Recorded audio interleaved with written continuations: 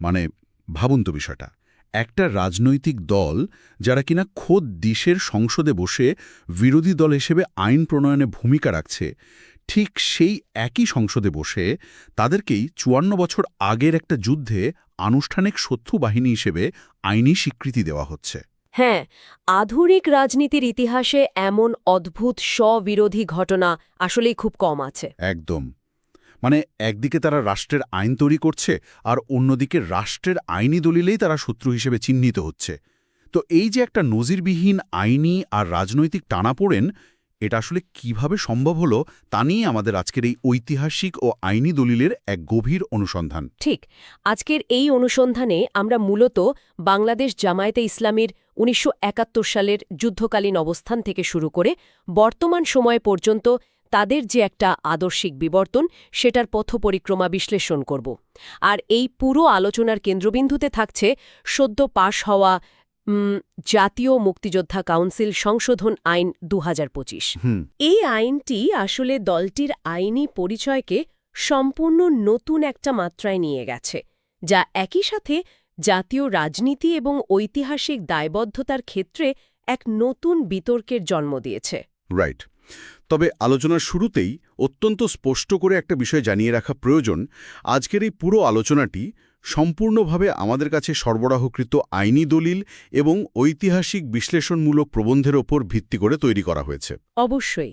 এখানে জাতীয় পুনর্মিলন এবং ঐতিহাসিক দায়বদ্ধতার মতো অত্যন্ত সংবেদনশীল বিষয়গুলো নিয়ে একটা সম্পূর্ণ নিরপেক্ষ বিতর্ক উপস্থাপন করা হবে। আমরা কেউই এখানে কোনো বিশেষ রাজনৈতিক পক্ষের মতাদর্শকে সমর্থন করছি না বা কারো কাজের ন্যায্যতাও দিচ্ছি না। একদমই না। আমাদের একমাত্র লক্ষ্য হল উৎস উপকরণে থাকা তথ্য, আইন এবং বিশ্লেষণগুলো নিখুঁতভাবে তুলে ধরা এবং এর পেছনের কারণগুলো বোঝা। হ্যাঁ, মানে আমাদের হাতে থাকা দলিলগুলো আসলে গত কয়েক দশকের রাজনৈতিক ইতিহাসের একটা নির্মোহ চিত্র তুলে ধরে। তো সরাসরি আইনি দলিলটিতেই প্রবেশ করা যাক। চলুন। হঠাৎ করে ২০২৫ সালে এসে একটা রাজনৈতিক দলের ঐতিহাসিক ভূমিকা নিয়ে নতুন করে এত আলোচনা হচ্ছে। এর সূত্রপাত কিন্তু হয়েছে এই নতুন সংশোধিত আইনটির কারণে। আমরা যদি আইনের ১২তম ধারার দিকে একটু গভীরভাবে তাকাই, সেখানে মুক্তিযুদ্ধের একটা সম্পূর্ণ নতুন সংজ্ঞা দেয়া হয়েছে। আচ্ছা। যা আগের যে কোনো আইনের চেয়ে কাঠামোগতভাবে অনেকটাই আলাদা। আমি আইনের ১২ নম্বর ধারাটি খুব মনোযোগ দিয়ে পড়ছিলাম। সেখানে কিন্তু প্রথমবারের মতো একদম স্পষ্টভাবে জামায়াতে ইসলামী এবং মুসলিম লীগের নাম উল্লেখ করে তাদেরকে শত্রু শক্তি বলা হয়েছে। হ্যাঁ, ঠিক ধরেছেন। তো আমার প্রশ্ন হলো, ৫৪ বছর পর এসে আইনি দলিলে এই সুনির্দিষ্ট নামগুলো ঢোকানোর রাজনৈতিক আর আইনি তাৎপর্যটা আসলে কি? এর ফলে কি আইনের চোখে তাদের ভবিষ্যৎ রাজনীতির দরজা চিরতরে বন্ধ হয়ে যাওয়ার একটা শক্ত আইনি ভিত্তি তৈরি হলো না? তাৎপর্যটি আসলে বহুমুখী এবং সুদূর প্রসারী। আইনের ১২তম ধারায় খুব স্পষ্ট করে বলা হয়েছে যে মুক্তিযুদ্ধ মানে কেবল পাকিস্তানি হানাদার ও দখলদার সশস্ত্র বাহিনীর বিরুদ্ধে যুদ্ধ নয়। সেখানে সুনির্দিষ্টভাবে রাজাকার, আল বদর, আল শামস, তৎকালীন মুসলিম লীগ, জামায়াতে ইসলামী, নেজামে ইসলাম এবং দালাল ও শান্তি কমিটির নাম উল্লেখ করা হয়েছে। মানে এদের বিরুদ্ধে পরিচালিত যুদ্ধকেই মুক্তিযুদ্ধ হিসেবে সংজ্ঞায়িত করা হয়েছে। ও আচ্ছা, দেশীয় সহযোগীদেরও মূল সংজ্ঞায় আনা হয়েছে। একদম তাই। এর মানে হল প্রথমবারের মতো একটা রাজনৈতিক দলকে পাকিস্তানি সশস্ত্র বাহিনীর দেশীয় সহযোগী হিসেবে সরাসরি আইনি দলিলে তালিকাভুক্ত করে শত্রু শক্তি বা স্বাধীনতা বিরোধী শক্তি হিসেবে একটা স্থায়ী আইনি স্বীকৃতি দেওয়া হল। বাপরে! হ্যাঁ, এটা কেবল ইতিহাসের বইয়ের কোনো বর্ণনা নয়, এটা এখন রাষ্ট্রের একটা আনুষ্ঠানিক আইনি কাঠামো। চলুন বিষয়টা একটু ধাপে ধাপে বিশ্লেষণ করি। এই আইনের ধারা ৬-এর ঙতে বলা হয়েছে যে ১৯৭১ সালের ২৬শে মার্চ থেকে ১৬ই ডিসেম্বর পর্যন্ত যারা জামায়াতে ইসলামীর সদস্য হিসেবে স্বাধীনতার বিরোধিতা করেছে, এমনকি ১৯৭০ সালের নির্বাচনে জয়ী হয়েও যারা পাকিস্তানের পক্ষ নিয়েছিল, তাদের তালিকা করে গ্যাজেট প্রকাশ করা হবে। রাইট। আমার মূল জায়গাটি হল এই গেজেট প্রকাশের প্রক্রিয়াটি বাস্তবে কিভাবে কাজ করবে। মানে ৫৪ বছর পর তৃণমূল পর্যায়ে গিয়ে এমন একটা তালিকা তৈরি করা তো এক বিশাল লজিস্টিক্যাল বা কাঠামোগত চ্যালেঞ্জ, তাই না? হ্যাঁ, এটা একটা বিরাট চ্যালেঞ্জ। এর ফলে কি স্থানীয় পর্যায়ে ব্যক্তিগত আক্রোশ মেটানোর বা নতুন করে সামাজিক বিভাজন তৈরির একটা ঝুঁকি তৈরি হচ্ছে না? এই সংখ্যাটি অত্যন্ত যৌক্তিক। আইনটি জাতীয় মুক্তিযোদ্ধা কাউন্সিলকে বা জামুকাকে যে ক্ষমতা দিয়েছে তার প্রয়োগ পদ্ধতি কিন্তু বেশ জটিল। ধরুন ১৯৭০ সালে যারা নির্বাচিত জনপ্রতিনিধি ছিলেন তাদের রেকর্ড হয়তো রাষ্ট্রের আর্কাইভে আছে, সেটা পাওয়া সম্ভব। কিন্তু তৃণমূল পর্যায়ে যারা সাধারণ সদস্য বা সহযোগী ছিলেন এত বছর পর তাদের সুনির্দিষ্ট প্রমাণ জোগাড় করা তো অত্যন্ত কঠিন। হ্যাঁ, সেটাই তো। স্থানীয় পর্যায়ে সাক্ষ্য প্রমাণের ভিত্তিতে তালিকা করতে গেলে সেখানে ব্যক্তিগত শত্রুতা, রাজনৈতিক প্রতিপক্ষকে ঘায়েল করা বা মিথ্যা অভিযোগের ভিত্তিতে সামাজিকভাবে হেয় করার একটা বড় সুযোগ থেকেই যায়। আর একবারেই গ্যাজেটে কারো নাম এলে তার এবং তার পরিবারের ভবিষ্যৎ আইনি অধিকার মারাত্মকভাবে ক্ষুণ্ণ হতে পারে। এই জায়গাতেই আমার মনে আরেকটা গভীর শঙ্কার উদয় হচ্ছে। সংশোধিত আইনে মুক্তিযুদ্ধের লক্ষ্য হিসাবে সাম্য, মানবিক মর্যাদা ও সামাজিক ন্যায় বিচার এই কথাগুলো যুক্ত করা হয়েছে। অত্যন্ত চমৎকার সব শব্দ। অবশ্যই। কিন্তু আইনি দৃষ্টিকোণ থেকে চিন্তা করলে যদি জামায়াত এই মুক্তিযুদ্ধের বিরোধী শক্তি হিসেবে আইনিভাবে সংজ্ঞায়িত হয়, তার মানে তারা স্বয়ংক্রিয়ভাবে সাম্য ও সামাজিক ন্যায় বিচারের পরিপন্থী একটা সংগঠন। একদম ঠিক পয়েন্ট ধরেছেন। এই সমীকরণটি কি ভবিষ্যতে নির্বাচন কমিশনে তাদের রাজনৈতিক দল হিসেবে নিবন্ধন বাতিলের জন্য একটা অব্যর্থ আইনি হাতিয়ার হিসেবে ব্যবহৃত হতে পারে? আপনি আইনের সবচেয়ে বড় ফাঁদটি খুব নিখুঁতভাবে ধরতে পেরেছেন। যখন একটা রাষ্ট্রের মূল আইনে লেখা থাকে যে মুক্তিযুদ্ধের লক্ষ্য হল সাম্য, মানবিক মর্যাদা ও সামাজিক ন্যায় বিচার, আর একই আইনে বলা থাকে একটা নির্দিষ্ট দল সেই যুদ্ধের শত্রু, তখন আইনিভাবেই প্রমাণ হয়ে যায় যে দলটির আদর্শ রাষ্ট্রের জন্মগত মূল্যবোধের বিরোধী। রাইট, মানে একটা কাঠামোগত স্ববিরোধিতা। হ্যাঁ, ভবিষ্যতে যে কোনো সরকার বা নির্বাচন কমিশন খুব সহজেই এই ধারাটি ব্যবহার করে বলতে পারে যে যারা রাষ্ট্রের মূল কাঠামোর বিরোধী তারা গণতান্ত্রিক প্রক্রিয়ায় অংশ নিতে পারে না। তার মানে একটা পার্মানেন্ট আইনি ভিত্তি। একদম। কৌশলগত প্রয়োজনে তাদের নিবন্ধন বাতিল করার একটা অত্যন্ত শক্ত ও স্থায়ী আইনি ভিত্তি এই ২০২৫ সালের আইনেই রচিত হয়ে গেল। তাহলে দিন শেষে এর মানে কি দাঁড়াচ্ছে? বর্তমানের আইনি প্রেক্ষাপট তো আমরা বুঝলাম, কিন্তু এবার একটু পেছনের দিকে ফেরা যাক। বাস্তবে ১৯৭১ সালে তাদের অবস্থান ঠিক কী ছিল? আমরা তো জানি রাজনীতি সবসময় এক সরল রেখায় চলে না। দলিলগুলো বিশ্লেষণ করলে দেখা যায় ৭১ সালের মার্চ মাস পর্যন্ত তাদের রাজনৈতিক অবস্থান আর মার্চ পরবর্তী অবস্থানের মধ্যে একটা বড় ফারাক ছিল। ঠিক তাই। দলিলের ঐতিহাসিক বিশ্লেষণ অংশে গেলে আমরা দেখতে পাই জামায়াতের অবস্থান ৭১ সালেও একেবারে শুরু থেকে একরকম ছিল না। মানে ৭১ সালের মার্চ মাস পর্যন্ত জামায়াত আনুষ্ঠানিকভাবে তৎকালীন পাকিস্তান সরকারের কাছে দাবি জানিয়েছিল যেন নির্বাচিত দল হিসেবে সংখ্যাগরিষ্ঠ আওয়ামী লীগের হাতেই ক্ষমতা হস্তান্তর করা হয়। ওয়েট, তারা আসলেই আওয়ামী লীগের হাতে ক্ষমতা দেওয়ার কথা বলেছিল? হ্যাঁ, তারা মনে করত সাংবিধানিক ও গণতান্ত্রিক প্রক্রিয়ায় ক্ষমতার হাতবদল হলে পাকিস্তানের অখণ্ডতা বজায় থাকবে। এখানে এসে ঘটনাটি অত্যন্ত কৌতূহলোদ্দীপক হয়ে ওঠে। মানে মার্চ মাস পর্যন্ত তারা বলছে নির্বাচিত দলের হাতে ক্ষমতা দেওয়া হোক, কিন্তু ২৫শে মার্চ রাতে সামরিক অভিযান শুরু হওয়ার পর হঠাৎ করে তাদের পুরো রাজনৈতিক অবস্থান পাল্টে গেল। হ্যাঁ, একদম ইউ-টার্ন। তারা কেবল নীরব থাকল না, বরং সামরিক বাহিনীর সক্রিয় সহযোগিতে পরিণত হল। এই আমূল পরিবর্তনের পেছনের আদর্শিক মেকানিজম বা মনস্তাত্ত্বিক কারণটা ঠিক কী ছিল? আসলে যুদ্ধ শুরু হওয়ার পর তাদের মধ্যে তীব্র একটা আদর্শিক দ্বন্দ্ব কাজ করেছে। তাদের মনে হয়েছে পাকিস্তান ভেঙে গেলে ধর্ম হিসেবে ইসলাম বিপন্ন হবে, কারণ পাকিস্তান রাষ্ট্রের ভিত্তিই ছিল ধর্মভিত্তিক জাতীয়তাবাদ। এর সাথে যুক্ত হয়েছিল ধর্মনিরপেক্ষতা ও সমাজতন্ত্রের প্রতি তাদের চরম বিরোধিতা, যা ছিল আওয়ামী লীগের মূলনীতি। পাশাপাশি ভারতের প্রতি তাদের ঐতিহাসিক অবিশ্বাসও একটা বড় প্রভাবক হিসেবে কাজ করেছে। ও আচ্ছা, মানে ভারত জুজুর একটা ব্যাপার ছিল। একদম। তারা মনে করেছিল ভারতের সহায়তায় হওয়া এই মুক্তিযুদ্ধ আসলে একটা বিচ্ছিন্নতাবাদী তৎপরতা, যা রাষ্ট্রকে খণ্ডিত করার একটা ভারতীয় ষড়যন্ত্র।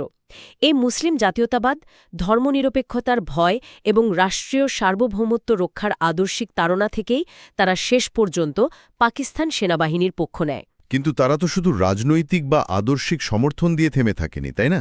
না, মোটেও না। তাদের দলীয় কাঠামোর ভেতর দিয়ে তো সরাসরি সামরিক বা আধা সামরিক কার্যক্রম পরিচালিত হয়েছিল। রাজনৈতিক বিরোধিতা কিভাবে বেসামরিক মানুষের উপর সশস্ত্র হামলায় রূপ নিল? এটা একটা অত্যন্ত গুরুত্বপূর্ণ প্রশ্ন।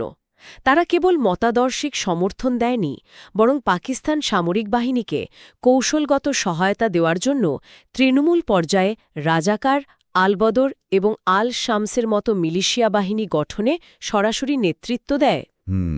তাদের যুক্তি ছিল রাষ্ট্রদ্রোহীদের দমন করার জন্য রাষ্ট্রের বাহিনীকে সাহায্য করা নাগরিকদের কর্তব্য। কিন্তু বাস্তবে এই বাহিনীগুলো বেছে বেছে বেসামরিক বাঙালি, বুদ্ধিজীবী এবং সংখ্যালঘু সম্প্রদায়ের ওপর সংগঠিত হত্যাকাণ্ডে সরাসরি সহযোগিতা করেছিল। মানে একটা ভয়াবহ রূপ নিয়েছিল ব্যাপারটা। হ্যাঁ, রাজনৈতিক বিরোধিতাকে তারা ধর্মীয় এবং রাষ্ট্রীয় বিশ্বাসঘাতকতা হিসেবে সমীকরণ করে ফেলেছিল, যার পরিণতি ছিল ওই ভয়াবহ গণহত্যা। এখন প্রশ্ন হল, জামায়াত নিজেদের এই অতীত অবস্থানকে বর্তমান সময়ে কিভাবে ন্যায্যতা দেওয়ার চেষ্টা করে? কারণ কোনো রাজনৈতিক দলই তো নিজে থেকে বলে না যে আমরা ভুল করেছি, তাই না? হ্যাঁ, তা তো বটেই। নিজেদের কর্মীদের কাছে বা সাধারণ মানুষের কাছে তারা ১৯৭১-এর এই ভূমিকাটিকে কিভাবে ব্যাখ্যা করে? তাদের মূল বয়ান হল রাষ্ট্রের অখণ্ডতা রক্ষা।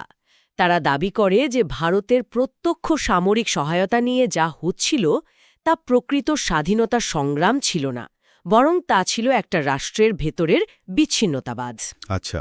তাছাড়া তারা আরও একটা যুক্তি দেয় যে তাদের অনেক নেতাকর্মীর জন্য তখন ভারতে আশ্রয় নেওয়ার সুযোগ ছিল না, আর দেশের ভেতরে অবস্থান করে পাকিস্তানি সেনাবাহিনীর নির্দেশ উপেক্ষা করলে তাদের নিজেদেরও গুম বা খুনের শিকার হতে হতো। মানে একটা বাধ্যবাধকতার কথা বলছে তারা। হ্যাঁ, মানে তারা বোঝাতে চায় যে যুদ্ধে তাদের সম্পৃক্ততা ছিল মূলত মতাদর্শিক দায়বদ্ধতা এবং বাস্তব পরিস্থিতির এক চরম বাধ্যবাধকতার ফসল। কিন্তু এই যুক্তিক আধুনিক রাষ্ট্রবিজ্ঞানের কোনো কাঠামোতে ধোপে টেকে না। মানে একটা রাষ্ট্রের অখণ্ডতা বা মানচিত্র রক্ষার নামে নিজের দেশের সাধারণ মানুষের উপর হওয়া পদ্ধতিগত গণহত্যাকে সমর্থন করা, এটা কিভাবে সমর্থনযোগ্য হতে পারে? একেবারে সমর্থনযোগ্য নয়। আধুনিক রাষ্ট্রবিজ্ঞান ও আন্তর্জাতিক আইনের মানদণ্ডে এই যুক্তি পুরোপুরি অচল। যখন কোনো শাসক গোষ্ঠী তার নিজের সাধারণ নাগরিকদের উপর সামরিক শক্তি প্রয়োগ করে গণহত্যা চালায়, তখন তারা সেই রাষ্ট্র পরিচালনার সমস্ত নৈতিক ও আইনি বৈধতা হারিয়ে ফেলে। একদম ঠিক কথা। সেই চরম অমানবিক পরিস্থিতিতে জনগণের আত্মনিয়ন্ত্রণের অধিকার বা রাইট টু সেলফ ডিটারমিনেশন যে কোনো রাষ্ট্রের ভৌগোলিক অখণ্ডতার চেয়ে অনেক বেশি গুরুত্বপূর্ণ হয়ে দাঁড়ায়। ভারত সহায়তা করেছে কি করেনি সেটা এখানে মুখ্য বিষয় নয়। মুখ্য বিষয় হল বাঙালি জনতা ব্যাপকভাবে একটা স্বতঃস্ফূর্ত জনযুদ্ধে অংশ নিয়েছিল এবং পাকিস্তানি বাহিনী সেখানে নির্মম গণহত্যা চালিয়েছিল। এই জায়গাতেই বর্তমান সময়ের একটা দারুণ রাজনৈতিক বৈপরীত্য চোখে পড়ে। দেখুন, বর্তমান জামায়াত আমির শফিকুর রহমান এবং দলটির অন্যান্য এমপিরা দেশের সংসদে বসে এই ২০২৫ সালের বিলটির তীব্র বিরোধিতা করেছেন। হ্যাঁ, আমরা সেটা দেখেছি। সংসদীয় কমিটিতে তারা আনুষ্ঠানিক আপত্তি বা নোট অফ ডিসেন্ট দিয়েছেন। তাদের আপত্তিটা কোথায় ছিল জানেন? তারা বলেছেন, একটা রাজনৈতিক দলকে সশস্ত্র বাহিনীর মতো স্থায়ী তকমা দেওয়া অগণতান্ত্রিক এবং সাংবিধানিক অধিকারের পরিপন্থী। মানে ভাবুন, যে দলটি ১৯৭১ সালে একটা অগণতান্ত্রিক সামরিক জান্তাকে সহযোগিতা করেছিল, তারাই আজ আধুনিক সংসদীয় ব্যবস্থায় দাঁড়িয়ে মানবাধিকার, গণতান্ত্রিক অধিকার আর নিয়ম নীতির কথা বলছে। এটা রাজনৈতিক ইতিহাসের এক চরম স্ববিরোধী অবস্থা। একদিকে তারা নিজেদের আধুনিক গণতান্ত্রিক কাঠামোর অবিচ্ছেদ্য অংশ হিসেবে দাবি করছে, অন্যদিকে তাদের অতীত ইতিহাস একটা নির্মম সামরিক শক্তিকে সহায়তার সাক্ষ্য দিচ্ছে। রাইট। তারা যখন সংসদে মানবাধিকারের কথা বলছে, তখন সাধারণ মানুষের মনে ১৯৭১ সালের সেই মানবাধিকার লঙ্ঘনের স্মৃতি ফিরে আসছে। কিন্তু এই বৈপরীত্য সত্ত্বেও গত ১.৫ দশকে তাদের অস্তিত্ব কিভাবে টিকে থাকল, সেটা সমাজবিজ্ঞানের একটা বড় প্রশ্ন। আসলেই। এখান থেকেই আসলে রাষ্ট্রীয় দমন বনাম গণতান্ত্রিক অন্তর্ভুক্তির ওই জটিল বিতর্কটি সামনে আসে। আসুন এই বিষয়টা নিয়ে একটু গভীরে যাই। 2009 থেকে 2024 সাল পর্যন্ত তো দলটির ওপর দিয়ে রাষ্ট্রীয় নিপীড়নের রীতিমতো ঝড় বয়ে আছে, তাই না? কিভাবে একটা দল এত বড় চাপ সামনে টিকে থাকতে পারে? আমাদের উৎস দলিলগুলোতে স্পষ্ট উল্লেখ আছে যে এই ১৫ বছরে তৎকালীন সরকার আন্তর্জাতিক অপরাধ ট্রাইব্যুনালের মাধ্যমে যুদ্ধাপরাধের বিচার করে দলটির শীর্ষ নেতাদের মৃত্যুদণ্ড কার্যকর করেছে। দলটিকে প্রকাশ্যে রাজনীতি করতে দেওয়া হয়নি। হুম। কিন্তু এর আড়ালে রাজনৈতিক নিপীড়নের একটা অন্ধকার দিকও ছিল। বিশ্লেষকরা বলছেন শুধুমাত্র জামায়াতের সংশ্লিষ্টতার অভিযোগ এনে বহু সাধারণ নেতাকর্মীকে গুম, খুন ও রিমান্ডে দিয়ে নির্যাতন করা হয়েছে। তার মানে একটা ব্যাপক দমন অভিযান ছিল। এটা অনেকটা ধরুন থার্মোমিটার ভেঙে পারদ মাটিতে পড়ার মতো। ও দারুণ উপমা। আপনি হাতুড়ি দিয়ে পিটিয়ে পারদ ধ্বংস করতে চাইবেন, কিন্তু তা তো ভাঙবে না, বরং হাজারটা ছোট টুকরো হয়ে পুরো ঘরে ছড়িয়ে পড়বে, আর তাকে আর কোনোভাবেই নিয়ন্ত্রণ করা যাবে না। জামায়াতের ক্ষেত্রেও কি ঠিক এমনটাই ঘটেনি? অসাধারণ একটা উপমা, এবং কাঠামোগতভাবে ঘটনাটি ঠিক এভাবেই ঘটেছে। মানে যখন একটা রাজনৈতিক দলের প্রকাশ্য কার্যালয় বন্ধ করে দেওয়া হয় এবং তাদের নেতাদের গ্রেফতার করা হয়, তখন তারা বাধ্য হয়ে আন্ডারগ্রাউন্ড বা গোপন কার্যক্রমে চলে যায়। হুম। জামায়াতের রুকন বা গোপন সেল ভিত্তিক যে সাংগঠনিক কাঠামো, এই পরিস্থিতিতে সেটা সবচেয়ে বেশি কার্যকর হয়েছে। প্রকাশ্যে জনসভা করতে না পারায় তারা ছোট ছোট পারিবারিক বা সামাজিক কাঠামোর ভেতরে তাদের কার্যক্রম ছড়িয়ে দিয়েছে, ঠিক ওই ভেঙে যাওয়া পারদের টুকরোর মতোই। রাইট। ২০২৪ সালের জুলাই অভ্যুত্থান পরবর্তী বাংলাদেশে আমরা দেখলাম দীর্ঘ ১৫ বছরের এই নির্মম দমনপীড়ন এবং নিষিদ্ধকরণের পরও তারা প্রধান বিরোধী দল হিসেবে আবির্ভূত হয়েছে। হ্যাঁ, যেটা কিনা অনেকের কাছেই অবাক করা বিষয়। এর মানে হল আদর্শিক শূন্যতা তৈরি না করে কেবল রাষ্ট্র নিপীড়ন বা জোর করে নিষিদ্ধকরণ কখনোই কোনো রাজনৈতিক সমস্যার সমাধান হতে পারে না, বরং অনেক ক্ষেত্রে এটা সাধারণ মানুষের মনে দলটির প্রতি এক ধরনের সহানুভূতি তৈরি করে এবং তাদের ভিত্তি আরও শক্ত করে দেয়। কিন্তু আন্তর্জাতিক ইতিহাসে কি এমন কোনো উদাহরণ আছে? মানে যুদ্ধের সময় দখলদার বাহিনীকে সহায়তা করা রাজনৈতিক গোষ্ঠীগুলোর আইনি পরিণতি অন্যান্য দেশে ঠিক কেমন হয়েছিল? বৈশ্বিক প্রেক্ষাপট বিবেচনা করলে এমন অনেক উদাহরণ পাওয়া যায়। দ্বিতীয় বিশ্বযুদ্ধের সময়ে নরওয়ের কুইসলিং বা ফ্রান্সের ভিসি সরকার এর কথা বলতে পারি। বিখ্যাত সব উদাহরণ। হ্যাঁ, অথবা আলজেরিয়ার স্বাধীনতা যুদ্ধে ফরাসিদের সহায়তাকারী হারকিস বা কেনিয়ার হোম গার্ডের কথা ভাবুন। আন্তর্জাতিক মানদণ্ডে আদর্শের চেয়ে যুদ্ধকালীন সহযোগিতার ভূমিকাকে অত্যন্ত কঠোরভাবে বিচার করা হয়। ইতিহাসের বিচারে এই গোষ্ঠীগুলো সবসময় নিন্দিত হয়েছে এবং তাদের আইনিভাবে জবাবদিহিতার আওতায় আনা হয়েছে। কিন্তু এখানে আমি একটু ভিন্ন দৃষ্টিকোণ থেকে একটা প্রশ্ন করতে চাই। ইতিহাস তো মূলত বিজয়ীরাই লেখে, তাই না? সেটা একটা পরিচিত প্রবাদ। যদি ১৯৭১ সালের প্রেক্ষাপট ভিন্ন হতো, তবে কি এই আইনি বয়ানগুলো ভিন্ন হতো না? আন্তর্জাতিক আইন কি আসলেই সম্পূর্ণ নিরপেক্ষ, নাকি এটাও এক ধরনের রাজনৈতিক হাতিয়ার যা বিজয়ীদের পক্ষে কথা বলে? আপনার এই পাল্টা যুক্তিটি অত্যন্ত প্রখর এবং বাস্তবসম্মত। এটা সত্য যে ইতিহাস বিজয়ীদের দৃষ্টিকোণ থেকেই লেখা হয়, কিন্তু যখন আমরা আন্তর্জাতিক যুদ্ধাপরাধ বা মানবতার বিরুদ্ধে অপরাধের কথা বলি, তখন কিছু সুনির্দিষ্ট মানদণ্ড থাকে যা রাজনৈতিক মতাদর্শের ঊর্ধ্বে। যেমন ধরুন, নিরস্ত্র বেসামরিক মানুষকে হত্যা করা, পদ্ধতিগত ধর্ষণ বা বুদ্ধিজীবীদের পরিকল্পিতভাবে সরিয়ে দেওয়া। এই কাজগুলো কে বিজয়ী হল আর কে পরাজিত হল তার উপর নির্ভর করে কখনোই অপরাধ মুক্ত হয়ে যায় না। বুঝতে পারছি। যে কোনো নিরপেক্ষ আইনি কাঠামো জুড়েই এগুলো জঘন্য অপরাধ হিসাবে বিবেচিত। তাই জামায়াতের যুদ্ধকালীন ভূমিকা কেবল পরাজিত দলের রাজনীতি নয়, বরং এটা মানবাধিকার লঙ্ঘনের একটা কাঠামোগত বিষয়। তাহলে এখন এই দলটির সামনে দীর্ঘমেয়াদে টিকে থাকার পথ কি? মানে একদিকে রাষ্ট্র আইনিভাবে তাদের ওপর শত্রুবাহিনীর একটা স্থায়ী তকমা সেঁটে দিচ্ছে, অন্যদিকে নিষিদ্ধীকরণ বা দমনপীড়ন করেও তাদের নিশ্চিহ্ন করা যাচ্ছে না। এই জটিল রাজনৈতিক গোলাকধাঁধা থেকে বের হওয়ার উপায় কি হতে পারে? ভেতর দিয়ে যেতে হবে। যেমন ফরহাদ মোজাহারের মতো অনেক তাত্ত্বিক ও বিশ্লেষক প্রস্তাব দিয়েছেন যে জামায়াতকে সবার আগে ৭১ সালে তাদের বিতর্কিত ভূমিকার জন্য জাতির কাছে আনুষ্ঠানিকভাবে এবং আন্তরিকভাবে ক্ষমা চাইতে হবে। আচ্ছা। এর পাশাপাশি যেহেতু জামায়াতে ইসলামী নামটা ৭১-এর নেতিবাচক ইতিহাস এবং যুদ্ধাপরাধের সাথে একদম অঙ্গাঙ্গিভাবে জড়িত, তাই এই নাম পরিবর্তন করে তাদের পুরনো নাম ইসলামিক ডেমোক্রেটিক লীগ বা আইডিল এ ফিরে যাওয়ার একটা প্রস্তাবও রাজনৈতিক অঙ্গনে প্রবলভাবে আলোচিত হচ্ছে।